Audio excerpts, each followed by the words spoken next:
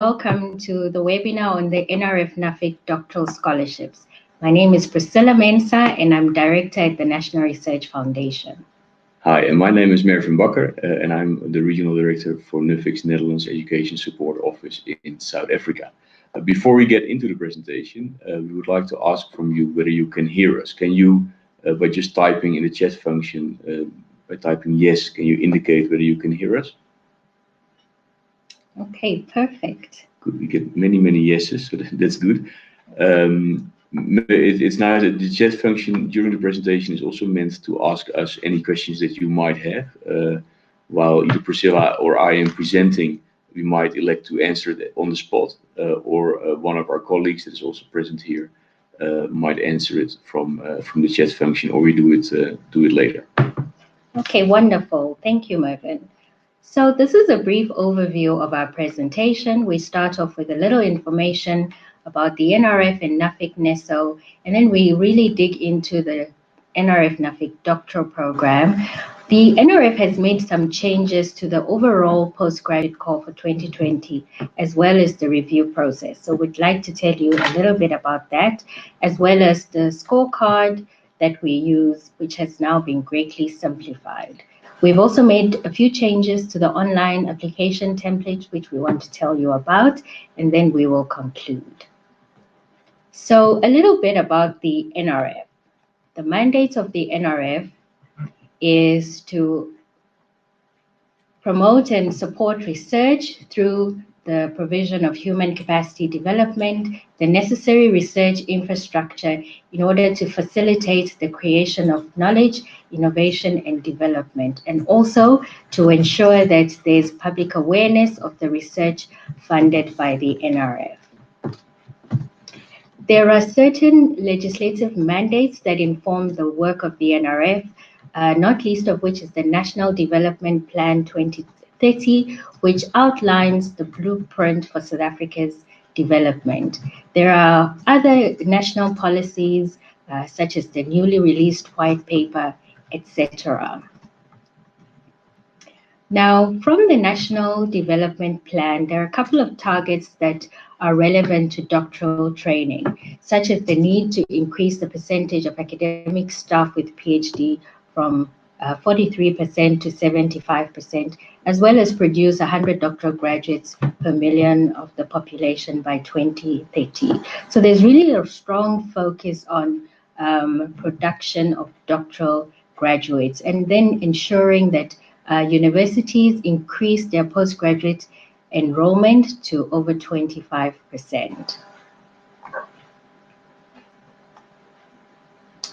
Now, the NRF has developed a transformation framework that falls on 4 pillars, looking at transforming the equity profile of postgraduate students and researchers, transforming the knowledge enterprise by deciding which areas the organization should be investing in, and then transforming science and society relationships, and finally ensuring that the organization is inclusive. These 4 pillars need to be based on evidence, and so whatever decisions are made by the NRF should be evidence-led. We have been in engagement with our stakeholders about our new postgraduate policy on enhancing access, success, and throughput for postgraduate students. But as you can see on this slide, there are additional areas that the NRF is looking at as well. When it comes to international training, one of the strategic objectives of the National Research Foundation is to enhance strategic international engagements as part of developing a vibrant and globally connected national system of innovation. So this NRF-Nuffic Doctoral Scholarship is well aligned with the overall strategy of the organization. Good. Thanks, Priscilla, for the introduction of the NRF. Now it's my turn to introduce my organization briefly before we get into the details of the program. So I work for Nuffic in Neso, South Africa. Nuffic is the Netherlands Organization for Internationalization in Education, and we are promoting international cooperation between Dutch education institutions and international ones. Locally, our office here in South Africa is called Neso, and Neso stands for Netherlands Education Support Office. And that's actually exactly what we do. We support the further international relations between South Africa and the Netherlands when it comes to education, research, etc. What we mainly do here in the office is focus on reciprocal student mobility. So we're trying to get South African students interested in studying abroad in general, and more specifically in studying and living in the Netherlands, but also the other way around, in line with the policies of the Dutch Minister of Education. We're trying to get Dutch students out of the country and into South Africa and other countries where we are active, because we think it's good for their personal and academic development to spend time abroad. So we focus on that, and from that we are also interested in staying in touch with people who have studied in the Netherlands from South Africa. So for that we have the Holland Alumni Network. We organize all kinds of online and offline events for them. And we are also active in something we call capacity development. So that's developing a capacity within education institutions and with education professionals in South Africa to a program called the Orange Knowledge Program. And then there's a last bit that we do, it's called positioning the Dutch knowledge sector. In that we try to come to innovative ways of cooperating with South Africa, like the NRF-Nuffic PhD program. We also recently, for example, were active in organizing a study trip for Dutch vocational education into South Africa, and those kind of activities. Then something about my country, because for both modes of the NRF-Nuffic Doctoral Training Programme, whether it's the split site mode or the single site mode, students will spend part of their time in the Netherlands. We thought it would be nice to share a little bit about my country.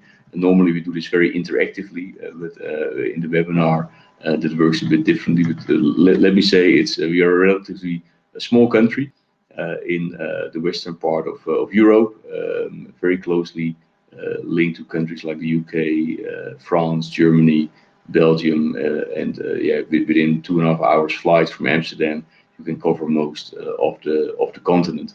The country itself is small. If you drive from north to south, it takes you only 3.5 hours, and from west to east, it would be 2.5 hours to drive from Amsterdam to the German border.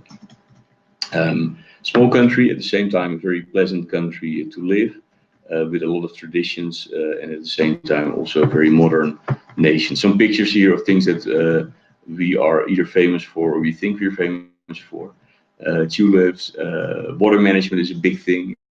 2/3 of the country lies sea level, and our export products, I would say, are cheese and football. The picture there on the top right corner is taken yesterday evening after a victory of my team against Juventus of Italy in the Champions League. We're very happy with that. But it also shows how important we find training and education, because the team that did this actually is made up partially of homegrown players. The captain of the team is only 19 years old, and I think that shows how much we invest in educating and training people. Something on the country itself, the Human Development Index, we are smack between Switzerland and the United States in terms of how that index is built up, and it says something about healthcare, about education, about life expectancy. But it also says something not only about the quality of education and healthcare, but also about the access. Yeah, and I've lived most of my life in the country, and I have to say it's a very pleasant country to live in, to be at. Qualities of education is very high, but also the quality of life in general. Yeah, it's an easy country to live in. It's safe, it's tolerant, and so on. Let me go to the next slide. Then another one, a question we get very often, if I go to the Netherlands, do I have to learn Dutch? We encourage it, of course, and also universities where you study will encourage you to study or to learn at least some of the language, because it makes your life more interesting. We think it's also kind of polite towards the country where you are as a guest, but it's absolutely not necessary to function. The academic part is completely in English literature, but also your lectures and your supervision, and also in public transport, in shops, in restaurants. You don't need Dutch to get by. So there's no need to worry. And that's with that we have a pretty high level of English compared to other continental European countries, as you can see on the picture. Then something for you, some homework, I would say, for you. You're obviously attending this webinar because you are interested in studying for a PhD abroad. I think it's very wise to think for yourself what your internal motivation is to do so. Yeah, I'm sure that in the process of doing your orientation, talking to potential supervisors, there's many people who will give you advice, asked and unasked advice, family members, academic contacts, other people you know. But in the end, yeah, please remind that it's you who has to do the studies. You will be the one working very hard for 3 to 4 years, or 4 years to obtain a PhD.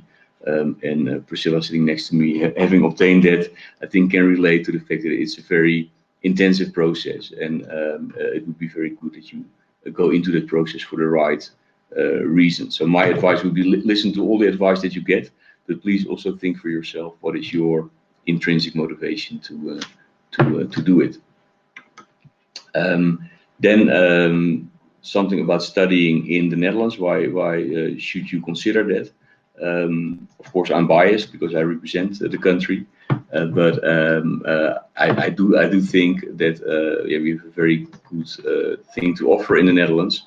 First of all, it's a very connected country, as you've already seen on the map. Also in other ways, it's very technologically advanced. Our internet connections are, for example, very stable and fast. But also in university, you will become part of an international community. I think at the moment around 45% of the PhD students in the Netherlands are not Dutch, meaning that you will meet people from all over the world who are going through the same process. First and foremost, I think when you study abroad, you should think about the quality of education. In the Netherlands, we have 14 research universities, and 13 out of these 14 are in the top 200 of the world on 2 of the leading ranking systems. And it doesn't say everything. It doesn't say something about the particular quality of your field of interest, but it does say something about the overall quality of Dutch education and research, and also its level of internationalization, because that's an important indicator in these rankings. Then on to the most important part of the presentation, the NRF-Nuffic Doctoral Training Programme. Just some history. There's a lot of letters there in the first bullet. In 2015, an MOU was signed, a memorandum of understanding between South Africa and the Netherlands on cooperation in science. This was signed during the visit of the Dutch Prime Minister to South Africa. And NRF and Nuffic have been in talks after that to see, okay, what can we actually do under the memorandum in 2017, where we said, okay, we really want to cooperate in the NRF-Nuffic Doctoral Training Programme, where we try to develop South African academic community, making sure that we develop a critical mass of academics of the future that are globally competitive. But we also would like to strengthen the cooperation between South African and Dutch research institutions, because we think that's a very nice added value of such a program. Develop the individual and at the same time also develop the academic relations between the 2 countries. And the last but definitely not least, we fully support the NRF in its transformation goals and in trying to make sure that the NRF in particular and the country in general achieve these goals. Mervin, I'd like to add that in its previous iteration, we had the Desmond Tutu training program, point. Partnership between the NRF and Free University Amsterdam, and now it has evolved into the second generation version, which is the NRF-Nuffic Doctoral Training Programme. Yeah, it's a very good addition, and we are very thankful, of course, to the colleagues of the VU who have initiated this program. Good. If you look at the program itself, we are talking about two modalities, as we call them. The first modality is the single site mode, where students will do a PhD at a Dutch university for 4 years, for a period of 4 years, and it's full-time studies. So part-time work can be done on the side, but you cannot be in full-time employment and do a PhD. The second modality is the split site mode, and this will involve students studying partly in South Africa and partly in the Netherlands. The NRF and Nuffic are both very fond of this mode because we think it relates very much also to one of the goals of the program, where we try to foster academic relations between universities from South Africa and the Netherlands.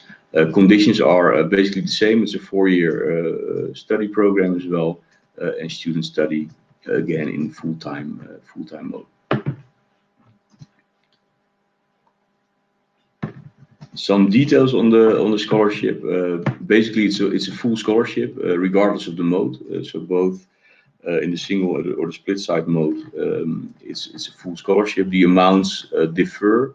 In the table below here, you can see the amounts for the single site mode, so it's for the 4 years in the Netherlands, and the amounts here are a bit higher than in the split site mode, as you'll see in the next slide, and that has to do with, for example, the cost of living in the Netherlands. But it's a full scholarship. There's funding from the NRF, and then the Dutch university will waive tuition, provide supervision, research running costs, and access to research infrastructure. Mervin, before you move on, I've seen some questions come through, because in this table it shows mobility. So in the single site mode, if I receive funding to travel to the Netherlands, I will spend 4 years in the Netherlands. Does it cover trips during that period as well?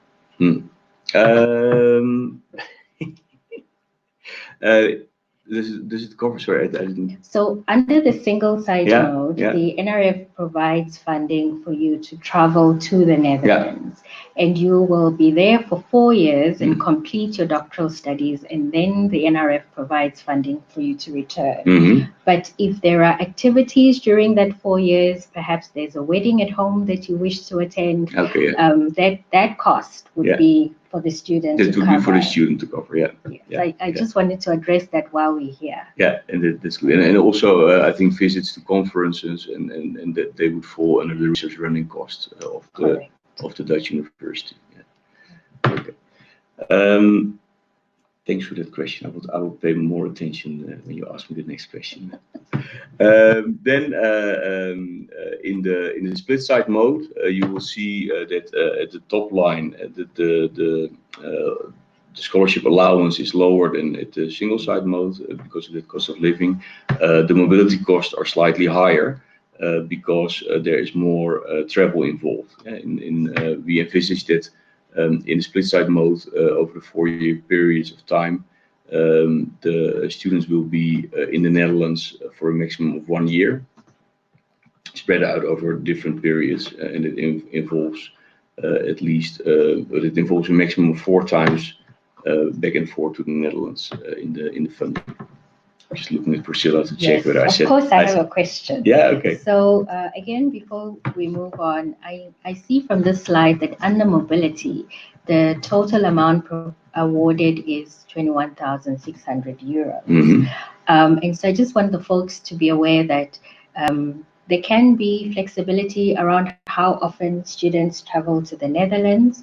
The split site is for a joint degree, and so there's a minimum duration. At least 50% of the work needs to be done in South Africa.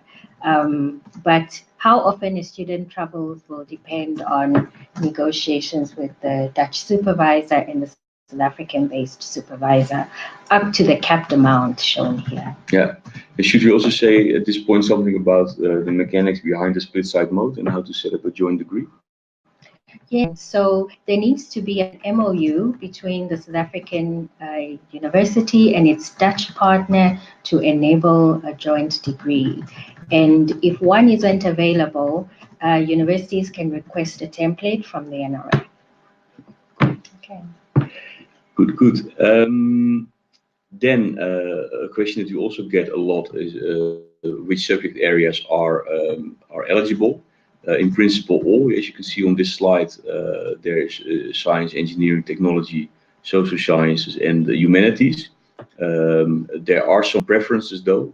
I would say in general, 80%, if I am not mistaken, should be in the STEM disciplines. And there's also a preference for what NRF calls vulnerable disciplines. There's some examples there, and also emerging research areas. But in principle, all areas are eligible. Then about the eligibility of applicants. So I also saw already some questions coming in from people with different nationalities than South Africans. In principle, the program is for South African citizens. If you're not a South African citizen, you could also be eligible if you are a permanent resident of the country. And the other one of the other requirements is that you do not have another scholarship at the same time, which adds to a scholarship from NRF that's already a full scholarship. We don't want a scholarship recipient to take away opportunities from others. And scholarships are not meant to earn money from it; they're meant to get you through your study time. What do you need to provide? Well, Priscilla will get into more detail later on the exact requirements, but one of the academic requirements is that you need to provide a master's degree certificate or a document from the university that you're at that you will be graduating soon. For the full-time part is very important again. You should really intend to do full-time doctoral studies, and this also has to come back in the support letters from your supervisors and in all the other documentation that you are provide. And this also relates to the last point, that you're not supposed to hold full-time salaried employment. I know we discussed this at length in setting up the program, and the main rationale behind it, for the people who have questions on it, is that the focus of the program is on young and aspiring academics, and that there's bad experience in the past with people trying to combine full-time employment and a PhD abroad or half abroad, and a bad experience is not that they're bad people, but just in terms of completion rates and dropout rates and those kind of things. Mervin, I would like to expand on master's degree holders. So perhaps if you're in the second year of your master's degree and you're interested in applying, then you need to, you are eligible to apply, and you need to submit the documents requested here. But be aware that if you are successful, the NRF gives you up to 6 months to provide proof of master's graduation. So we'd like to encourage all master's students who are in their final year to consider applying. Okay. Okay. Then we go into the application process. Yes, so this is a bit of the technical bit, and I would like to highlight that the application is open. And so if you go to the NRF online submission system, and the link is provided here, you would be able to submit an application. The remaining slides go into a little bit of detail on the application template as well. We have provided a framework document and an application and funding guide that gives additional information. And so we encourage all interested applicants to read these documents thoroughly, because many of the questions that are being raised here have been addressed in these documents. So if you log on to the NRF online submission system, it asks that you You register if you haven't done so. If you have already registered, then you simply insert your ID or passport number and password, and then you will notice the NRF Postgraduate Scholarship. That's the one that you are interested in. And then you will be able to log in and select that call. So I'd like to draw attention to some of the changes that we have made to the scorecard. This is now part of the merit review process. We look at academic merit, and this is either the mark that you were awarded at your master's level. Not all universities award a percentage mark, so if it's a pass, then there's a default of 1 that's given as a score. We're also interested to know the time taken to complete your previous degree, what your track record has been, your area of priority, and then since this is a doctoral degree, we want to know the problem statement, identified knowledge gaps, aim and objectives of the study. Many of the supervisors who are online now will notice that this is a marked change from the previous NRF application templates where we required detailed literature review and other components. And this time we have greatly simplified it. We're also interested to know the potential impact of the research. And so these are the areas that are considered in scoring the application. Then with regard to the online application template, this box draws your attention to the documents that you need to read. And as I've indicated previously, you are interested in the NRF Postgraduate Scholarship call in this case. You then need to complete your CV online, but then also go through to the application category. This is the area that really needs to be completed in detail in order for you to be able to submit your application online. Of course, in this case, you will be submitting a doctoral degree and you will be a first-time applicant. You must indicate whether you're interested in selecting the NRF-Nuffic split site mode, in which case you will be registered at a South African university, but have a co-supervisor in the Netherlands, or you're interested in the single site mode, where you will only have 1 supervisor in the Netherlands. Then we would like to know your academic achievement. Remember, this was mentioned in the slide where I outlined the scorecard. Now, I want to indicate that university, there's a standard minimum prescribed period for each degree. And so when you consider your previous degree, at the honors level, the minimum prescribed period is a year. You need to look at what it is at the master's and doctoral level and then select which is relevant to your application. And then finally, these are the areas that you need to complete under the details of your research. Problem statement, aim and objectives, potential impact, and alignment to national imperatives. As you complete your application template, every time you save, you will see these X's will turn green and you will be able to move on to the next section until your application is complete.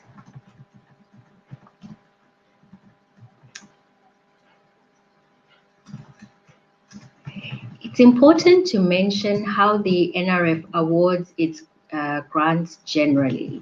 So we have a ministerial directive from the Department of Science and Technology that looks at transformation targets. And this particular call is targeting 80% Black and 55% women and 4% people with disabilities.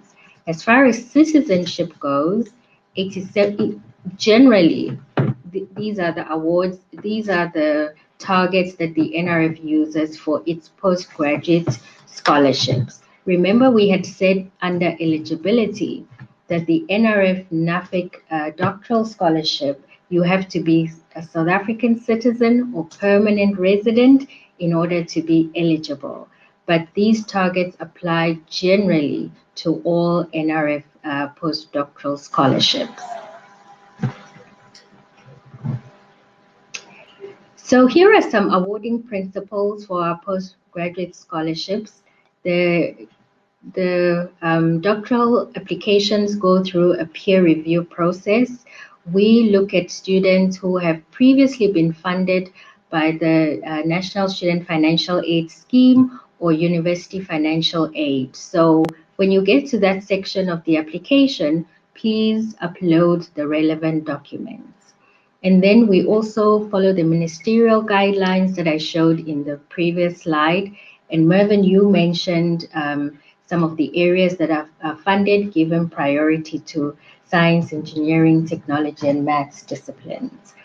Of course, we don't have an unlimited budget, and so the number of students that we can support is based on the available budget.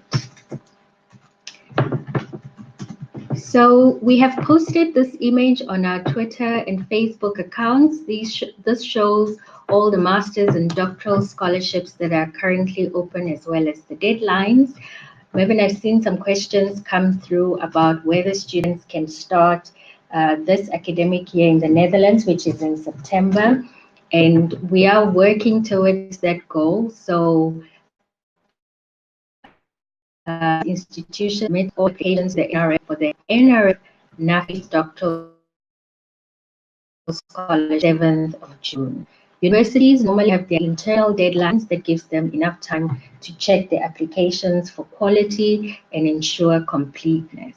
And so all applicants must take these deadlines into consideration and follow up with your institution's research office if you are unsure internal deadline is. Conclusion, here are the contact details for the colleagues at NRF. You can email or phone or find us on social media. And thank you for listening. Mervin, I was thinking that in conclusion, we should maybe look at some of the questions that have come up, or questions we have under our frequently asked questions. It sounds good. I think people can continue asking questions. We will try to respond to that. Maybe something to add. We have in the scholarship documents that you can find on NRF websites. There are Dutch supervisors that have indicated that they would do program, which is single site or split site mode. The list includes their contact details, their email addresses, and it's really meant to help you as candidates on your way, finding your way easier into the Dutch universities. However, it's not an exclusive list. I really want to emphasize that if you find a supervisor that is not on the list at a university that is, or a supervisor at a university that's even not on the list, they can still be eligible if they can comply with NRF's requirements in this scholarship program that we have mentioned before. That's one. And the other thing I would like to mention, that's less technical but more practical. Tomorrow, if you want to meet us tomorrow, Priscilla and I will be at the University of Johannesburg and inviting mainly Gauteng-based students, I would say, to join the event. I'm sure that one of the colleagues here can get the details, so later on I can mention it's in the afternoon at UJ, but we will, towards the end of this webinar, also mention the exact location and the time. Okay, wonderful.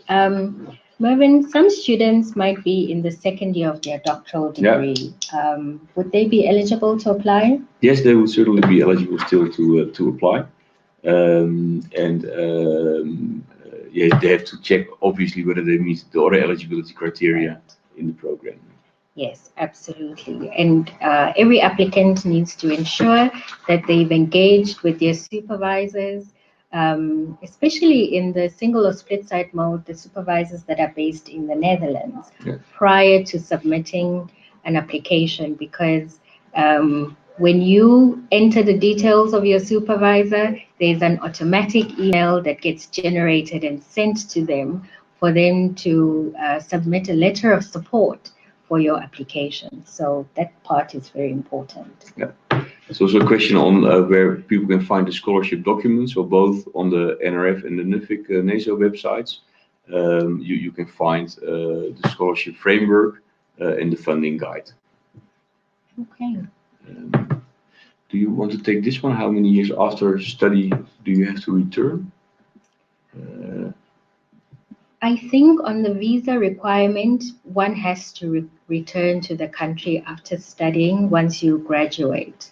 So normally you get you indicate on your visa application your duration of stay in the Netherlands, and the expectation is that you will return to South Africa after your studies. Okay. Are there any further questions? The nationality one we already answered. Yes. So it's South African residents and South African nationals are eligible.